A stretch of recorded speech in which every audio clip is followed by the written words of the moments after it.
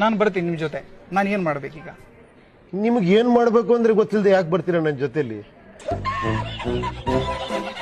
ನಾನು ದಿನಕ್ಕೆ 3,000 ಒಂದು ತಿಂಗಳಿಗೆ 3,000 ದುಡಿಯೋನು. ನನಗೆ ಈಗ ಉಪೇಂದ್ರ ಅವರ ಪಕ್ಷದಲ್ಲಿ ಕೆಲಸ ಮಾಡಬೇಕು. ನನಗೆ ಯಾರು ದುಡ್ಡು ಕೊಡ್ತಾರೆ? ಇಲ್ಲ ಬೇಡ, ಬರಬೇಡಿ ನೀವು.